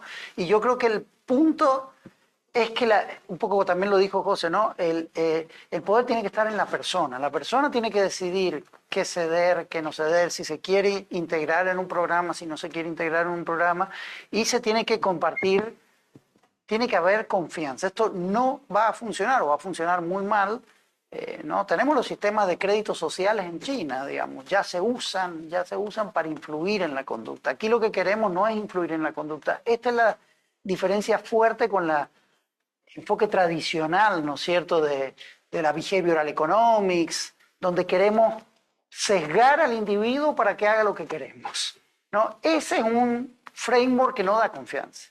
En cambio, un framework que pone el énfasis en la salud personal, en el bienestar personal, da confianza. Al menos está centrado en la persona y tiene menos riesgos. Los riesgos están No sabemos cómo lo vamos a controlar, pero eso es independientemente si hacemos o no hacemos algo nosotros en las organizaciones. Esto ya está pasando. Yo creo que el poner el foco en el bienestar personal crea un entorno más seguro. Buenas tardes, ¿se escucha ahí? Sí. Sí. General Bahamonde, de la Fuerza Aérea. La pregunta tiene tres partes. ¿Tienen estudios que hayan desarrollado ustedes? ¿O conocen estudios de algún otro ambiente? ¿O estos estudios son extrapolables respecto del capital cerebral en organizaciones que su función y su desempeño es entrenarse bajo estrés permanente? O sea, un comando, un piloto de combate, carabinero, un GOPE, que su función es estar en permanente alerta, porque si no está en alerta no reacciona. Una cabina de un avión de combate requiere una conciencia situacional que es estresante. Una hora de vuelo en un avión de combate, ¿cierto? Para un piloto le puede significar un multiplicativo en horas, digamos, físicas. Entonces, han desarrollado o conocen, o esto es extrapolable a ese tipo de organizaciones? Sí, yo puedo comentar algo. Sí. Sí, bueno, es un tema súper importante el que marcas vos, porque básicamente un poquito, salud, hay un modelo que nosotros le llamamos, tiene un nombre raro que se llama allostatic interoception, ¿no? Que básicamente lo que dice este modelo es que en el fondo uno tiene demandas ambientales, ¿no? A las cuales tu cuerpo reacciona. Esto que decía José, ¿no? Si por ejemplo, no sé, salimos a la calle y alguien, perdón por la palabra, te putea, ¿no es cierto? O te enojas, se te acelera el ritmo cardíaco y te tenés que frenar para no pelear, ¿no? Algunos que tuvimos trastornos en la adolescencia nos cuesta un poco más, digamos, pero esto, o sea, es una respuesta de tu organismo a un estrés, a una demanda ambiental, genera una respuesta defensiva que tiene muchas manifestaciones inflamatorias, de sistema inmune, que un factor crucial es la autorregulación. O sea, hay mucha evidencia de que la focalización de la atención y la autorregulación emocional son dos componentes muy fuertes en los contextos de alto estrés, ¿no? Esto se ha estudiado en militares, de hecho está estudiado, y se ha estudiado también en deportistas de alto rendimiento, ¿no? Esos son dos factores muy importantes que juegan, pero que además nos enseñan a todos, digamos. Esas son dos capacidades cruciales para poder navegar en el mundo social, ¿no? No sé. Sí, me encantó la pregunta, el comentario. En particular, estudios yo no conozco, pero sería súper interesante si quisieran colaborar y hacer algo. Yo creo que... Pero además te doy un ejemplo concreto. Imagínate una persona que está sometida... No, yo creo que sería súper interesante, pero lo otro es que, de nuevo, también tiene que ver con la regulación que existe, o sea, con la permanencia de ese estado. O sea, si es parte de tu trabajo que esté sometido a ese nivel de estrés, a esa regulación, después ustedes tienen que ser conscientes de que esa persona necesita un momento para volver de alguna manera a su estado basal. Y ustedes pueden, no sé, podrían favorecer esa vuelta a la normalidad mediante distintas estrategias, ya sea mindfulness, alimentación, flexibilidad, desarrollar entornos prosociales, de descanso, ¿cierto? O sea, al final es entender y saber que si yo estoy expuesto a algo así, de alguna manera tengo unos créditos que después tengo que reparar. No es acumulable porque yo soy ingeniero, perdón, lo voy a correlacionar con la máquina, digamos. En una aeronave, cuando uno la somete a sobreestrés, a mucha G, hay un multiplicativo que dice que cada hora de vuelo, por ejemplo, equivale a 2 horas de vuelo, si yo le someto a cierto nivel de estrés. Entonces ustedes hablaban sobre el envejecimiento cerebral y establecieron una correlación respecto de las edades, género, etcétera. Entonces, ¿hay una correlación que se pueda establecer, me imagino yo también, en estos tipos de entrenamiento respecto de si está en estos parámetros o el hecho de estar 30 años funcionando en una organización militar, carabinero, etcétera? Bajo estas circunstancias, ¿pudiese tener alguna connotación que pudiese variar estas curvas, digamos, que ustedes presentaron? No sé si me explico, digamos, no sé si hay... Claro. Algo respecto de eso. Es un poquito, viste, si vos podés medir el estrés con un montón de cosas, con el cortisol, con la inflamación, con la activación, la sudoración, que vos la medís con 2 electrodos, ¿no es cierto? ¿Y qué pasa, digamos? Primero que tenés una respuesta de estrés y todo sube, ¿no?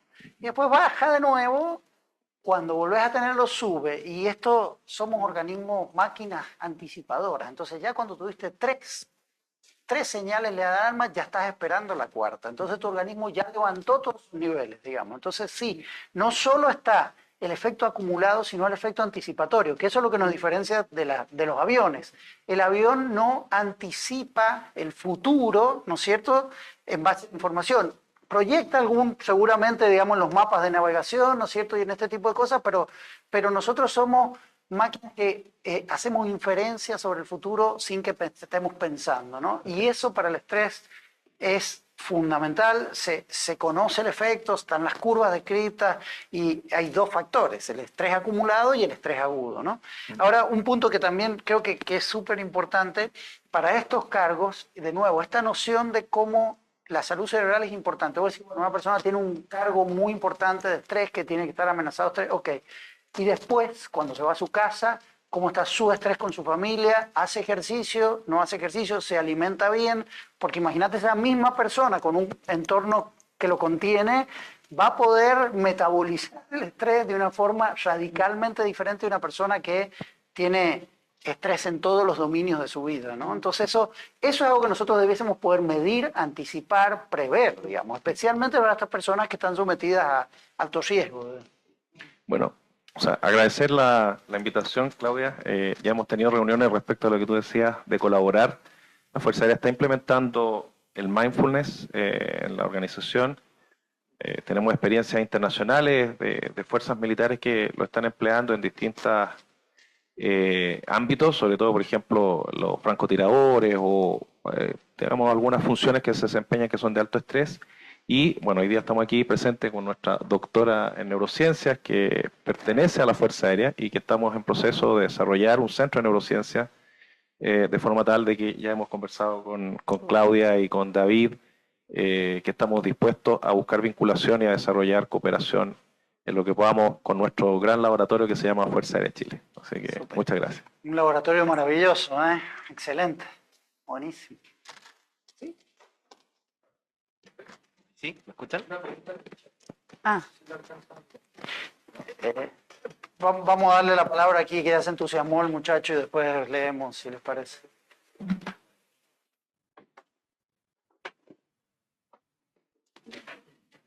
¿Está? Sí, ¿Sí? sí. Perfecto. Primero agradecer a Agustín, Josefina, por la presentación. Al escucharlo un poco me surge un poco una paradoja pensando en el bienestar, pensando en ciertas prácticas que existen hoy en día en las organizaciones como el teletrabajo, en donde por un lado eso impacta positivamente en el bienestar, ya que se evitan los tiempos de traslado, por otro lado también hay más tiempo personal, una mejor conciliación entre el mundo del trabajo y la vida personal. Sin embargo, desde el teletrabajo también hay mayor exposición a pantallas, que estábamos hablando que eso juega en contra, menos interacción social cara a cara con otras personas, adicionalmente menos actividad física porque estoy desde la casa, me muevo menos, entonces me queda un poco esta dualidad. ¿Qué tanto finalmente impacta positivamente el teletrabajo dentro de las personas? No sé si hay algún estudio que hable de eso o qué es peor, que finalmente vayan o que finalmente hagan teletrabajo. No, es fundamental. O sea, publicamos el año pasado un trabajo que mostraba que, o sea, solo con hacer algo que no sea estar enfrente de una pantalla, solo con eso reducir la mortalidad. Es así de simple, o sea, si caminás, si te levantás, o sea, el escritorio te mata, realmente te mata, es así.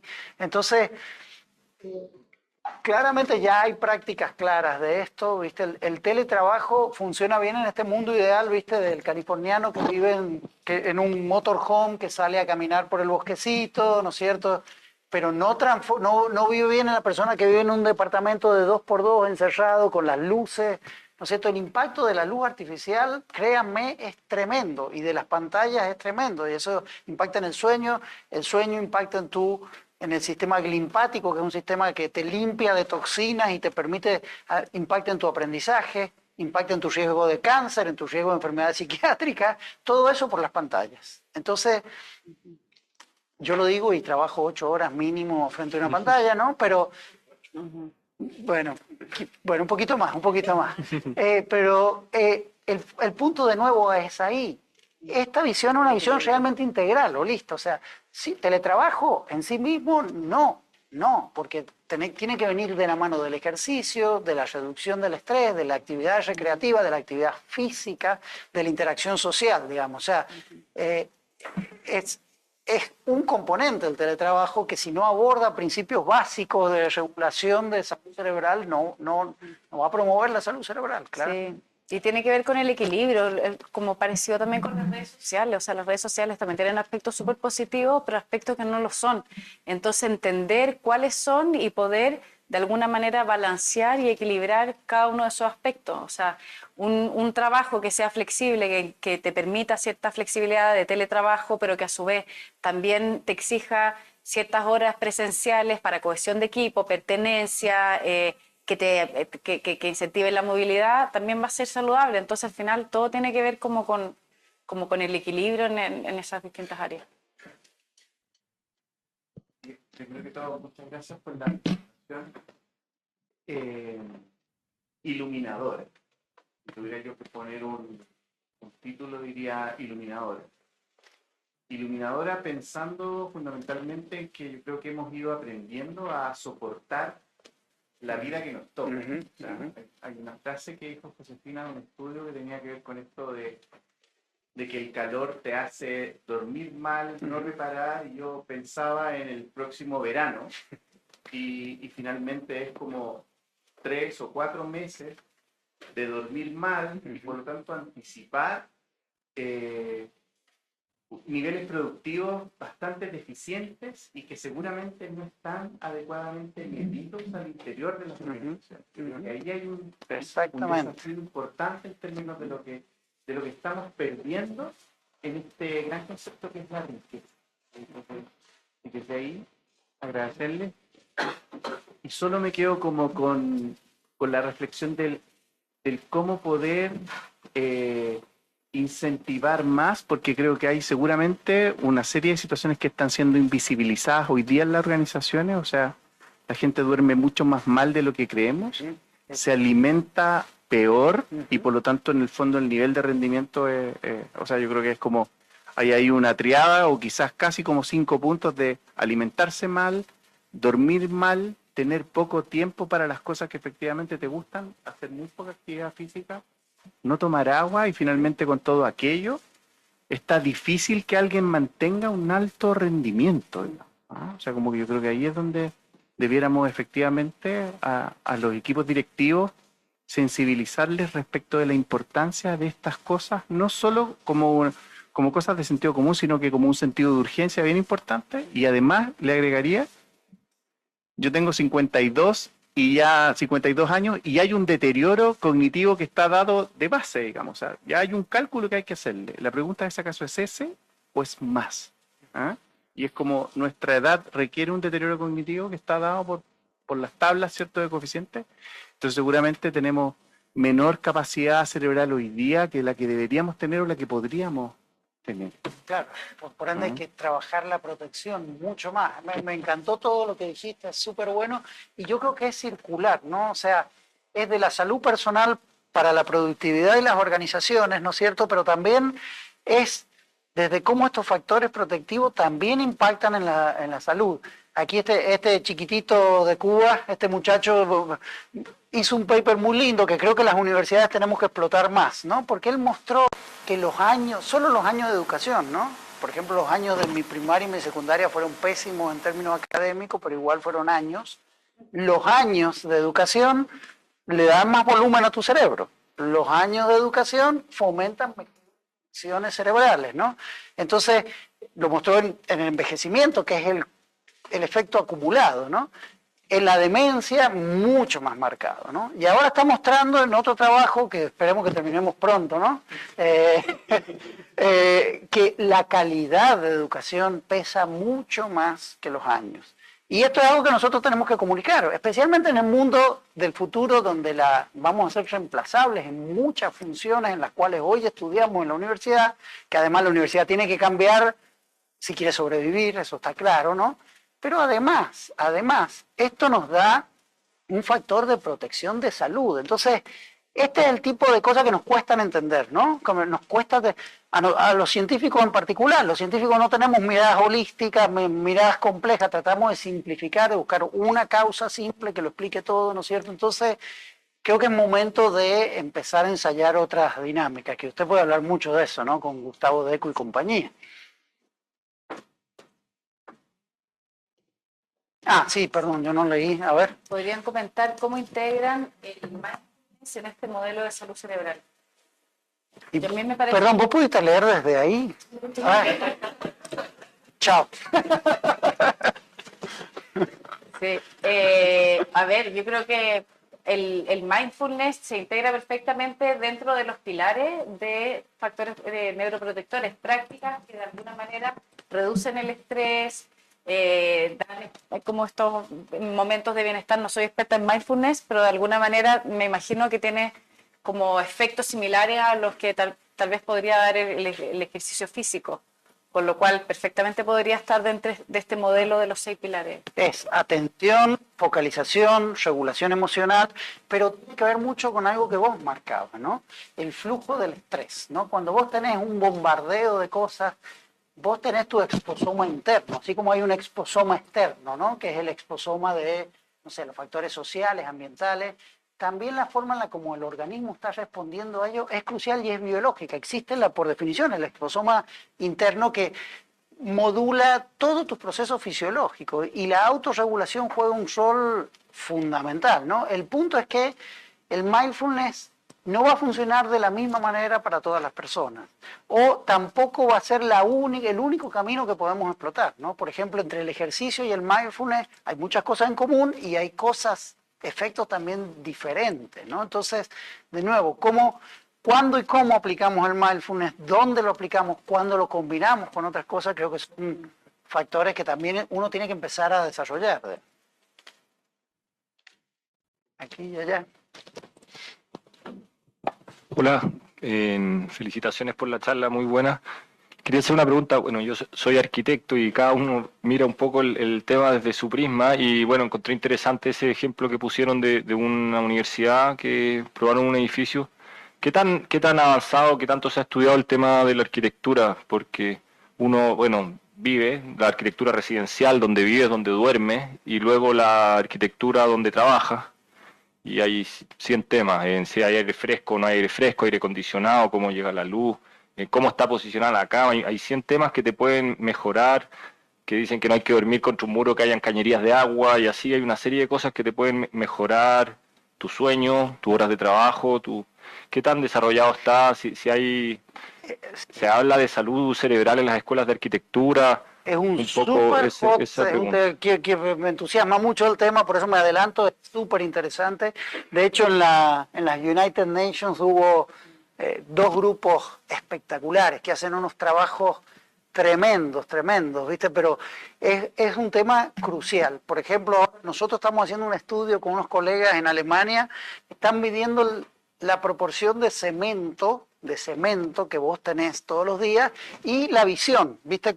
No sé, si estás en Irlanda, medio que no hay mucho edificio alto, entonces vos ves el verde, ves la apertura, en cambio en otros lugares que no podés extender la vista. Solo esos factores ya se sabe que modulan. Después, la ergonomía, ¿no? Los espacios abiertos, el verde adentro de la casa, o sea, son factores súper buenos y bueno, José contó un par de estudios súper interesantes. Sí, es un tema nuevo, pero es un tema que está agarrando cada vez más espacio, sobre todo en los países desarrollados. Y hay firmas que son especializadas, como esa que mostré, HKS, el Center for Brain Health, y el KDEA también es otra institución, que son al menos las que yo conozco, pero si buscáis la literatura hay harta evidencia. Y de alguna manera, de nuevo, es como cuando da lo mismo lo que hagas, si piensas como el fin último, el foco del bienestar. O sea, al final como arquitecto no estoy pensando en yo quiero hacer mi magna obra o yo quiero hacer estéticamente. Yo quiero hacer que esa persona sea lo mejor que puede ser en base a este entorno. Con lo cual voy a pensar que en la iluminación, en la circulación del aire, en el tema acústico es súper importante, los temas estéticos, en cómo vinculo los espacios con el medio ambiente, si hay espacios de descanso, la iluminación, todo eso juega un rol. Entonces ahí es como que la invitación es a pensar, cualquiera sea el prisma que tú estás utilizando, a tener en consideración la salud cerebral.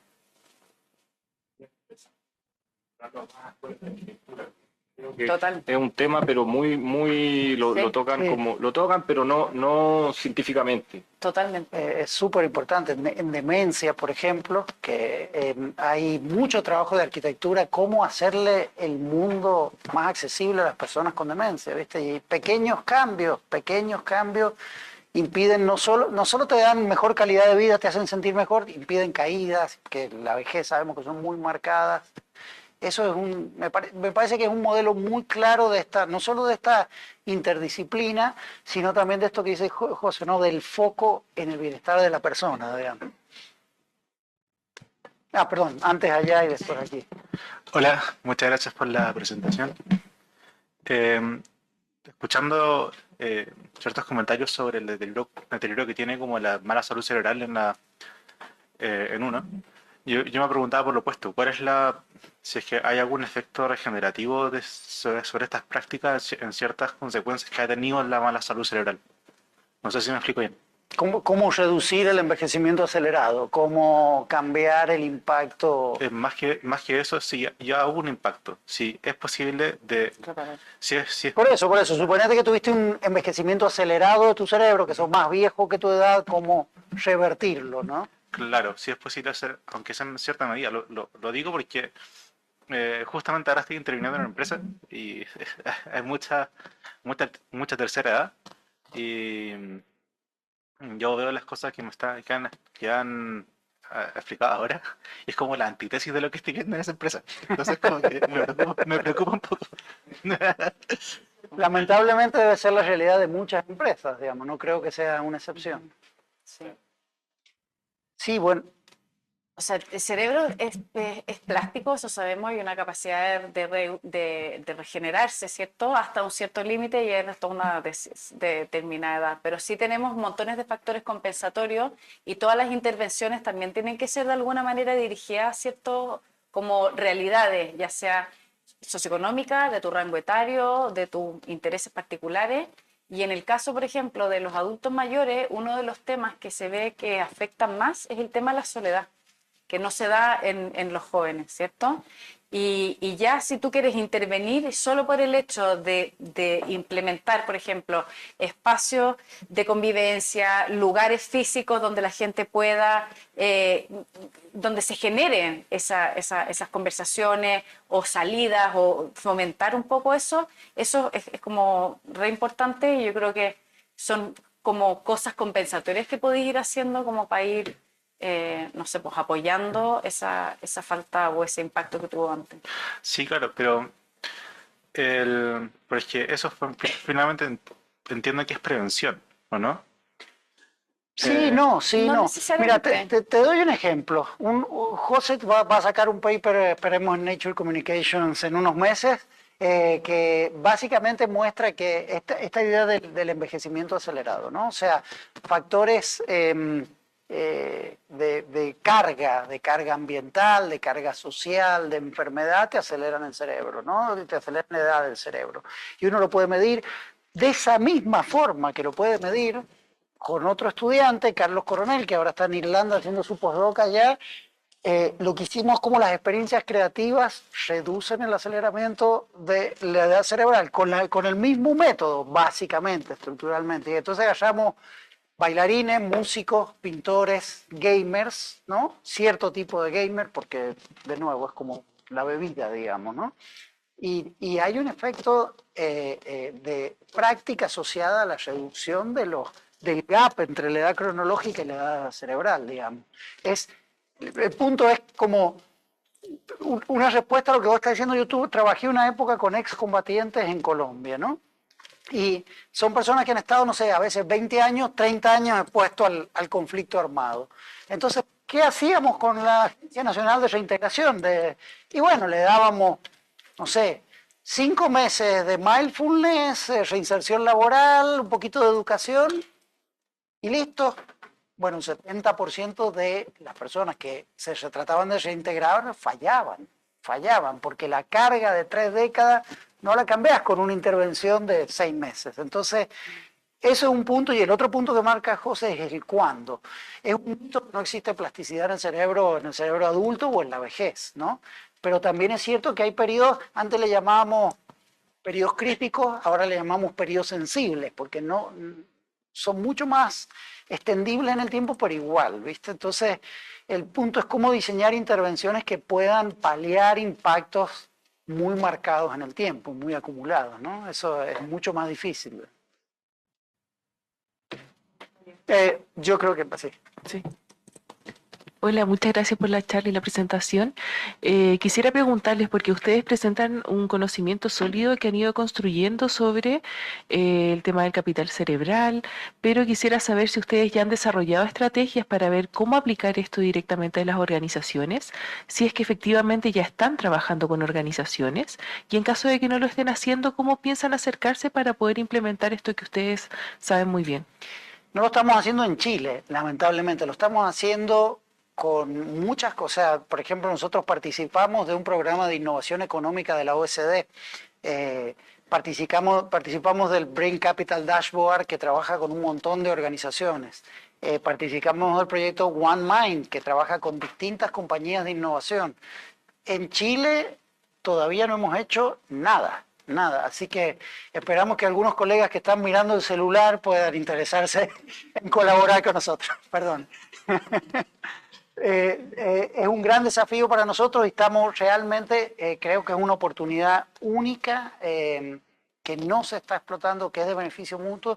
Además, es del tipo de conocimiento que las universidades necesitan. Las universidades necesitan solucionar problemas con transdisciplina, ¿no? Ese es el conocimiento, en mi opinión, del futuro de las universidades. Y para eso necesitamos que hayan muchos más empresarios en esta mesa y que nos sentemos a conversar de cómo llevar a la vida real esto, ¿no? No tener estas discusiones y nada más. Entonces, estamos empezando, ¿no? Estamos empezando a contactarnos muy, muy de a poquito, pero creo que es fundamental. Me surgió otra duda sobre, por ejemplo, si ustedes hicieran una intervención en una organización, ¿en qué se basan las métricas para poder definir, por ejemplo, que desde que parte una intervención hasta que termine una intervención efectivamente hubo un impacto positivo? Por ejemplo, ¿cómo se mide? Se mide con diseños pre-post, con sistemas de control, con wearables, cuestionarios, momentary assessment con celulares, ¿no es cierto?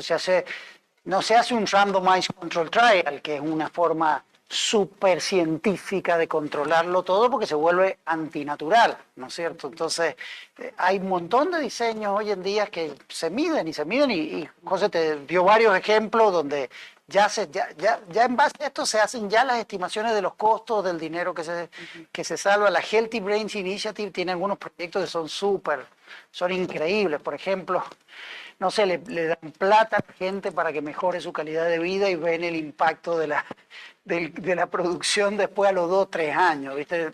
Se pueden hacer cosas mucho más económicas que esas si no tenés estos megafondos. Ahí las herramientas sobran. Y los efectos estoy seguro que son mucho más fáciles de medir que en otros contextos, digamos. Es más bien, el problema no es qué medir o cómo. Tenemos un montón de tecnologías y diseños. Es un poquito lo que hablamos, cómo generar la confianza para que podamos medir estas cosas que estamos acostumbrados a medirlo al nivel personal, ¿no? Y que las organizaciones muchas veces se ven como un ente ajeno a ello, un ente que no queremos darle esta información. Sí. Y yo creo que se refería también como a los índices, qué es lo que vas a medir, ya sea el nivel de productividad, el clima laboral, el ausentismo, El liderazgo. las licencias médicas, las relaciones interpersonales. Como ahí depende del foco que tú le quieras dar a la intervención, los indicadores que vas a medir. Yo creo que con esto es la última pregunta, ¿no? Por Sí. honor a la hora. Muchas gracias por la presentación, Josefina y Agustín. Si entendí bien, habían dicho que el envejecimiento en Latinoamérica era mucho mayor comparado con Estados Unidos. Y Yo Europa. pensando me imagino que debe haber una variabilidad gigante entre países si nos metemos como Ujú. dentro de los países, pero se me vino a la cabeza que en Estados Unidos no sé si la alimentación es más saludable, actividad física tampoco, como si hay algunas hipótesis, y me imagino que en el paper estarán desarrolladas, pero me quedo con mucha curiosidad de cuáles son las hipótesis de por qué. Sí, bueno, son varios factores. Primero que nada, que es cierto lo que decís, o sea, no es que Estados Unidos sea el modelo de vida más saludable, pero, la persona promedio tiene una calidad de vida relativamente superior, por un lado. Por otro lado, no lo medimos solo contra Estados Unidos, lo medimos contra Europa. Y lo otro que hay que entender es que hay una variabilidad brutal. Esto que dijiste es fundamental. O sea, en los grupos de Latinoamérica, por suerte, hay gente que tiene, ¿cómo se dice en español? Retraso del envejecimiento cerebral. Y hay otros que tienen aceleramiento. Ahora, cuando pones toda la bolsa en los grupos, ves que nosotros estamos acá y los otros están acá.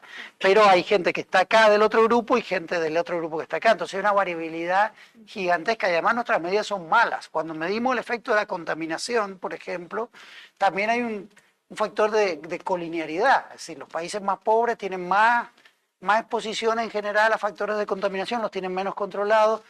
Las medidas que tenemos son súper gruesas. La contaminación es una combinación de mediciones en el aire, de satélites y de modelos matemáticos que estiman cuántas partículas hay ahí, ¿no es cierto? Entonces, el poder hilar fino requiere desarrollos de wearables. Hoy podemos medir un montón de cosas con wearables, no lo hacemos porque son caras y porque todavía no nos ganamos los grants, pero eso lo vamos a hacer más adelante. Pero sí, es un factor fundamental. Esa es otra de las cosas que Raúl está mostrando, ¿viste? Un año de educación en Chile no es lo mismo que un año de educación, no sé, en Japón.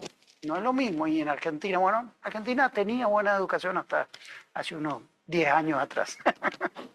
Ahí está eso, el promedio es como todos y nadie a la vez.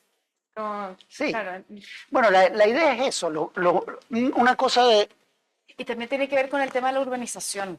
Latinoamérica en general es mucho más dispar y los accesos de atención en salud, por ejemplo, están bastante limitados a las ciudades, comparado con Estados Unidos. Eso también es un factor que ha jugado como un rol importante. Sí, tenemos que desarrollar modelos de lo que se llama Precision Brain Health. Estamos muy lejos de eso, para empezar, porque no tenemos datos precisos, entonces nunca vamos a tener modelos precisos, digamos. Y por otro lado, un tema que también venimos empujando y trabajando, desarrollar modelos precisos, hay que entrenar con mucho más diversidad de datos a los modelos. Y el 90% de lo que sabemos de la salud cerebral viene del 10% de los países de Estados Unidos, de Europa, digamos. Entonces es un proceso. Sí, que ahí está todo el tema también de ciencia, de la personalización y que la misma persona pueda tener su propio feedback para poder tomar decisiones. Hablábamos aquí que yo soy fan de los wearables y tengo miles de cosas y el de glucosa y el de otro, pero ayuda a tener un feedback como de cómo voy en relación a los hábitos. Esa es la herramienta que tenemos hoy que necesitamos hacerla, pero desde lo personal a lo familiar, a lo organizacional, ¿no? Creo que ahí hay una oportunidad gigantesca.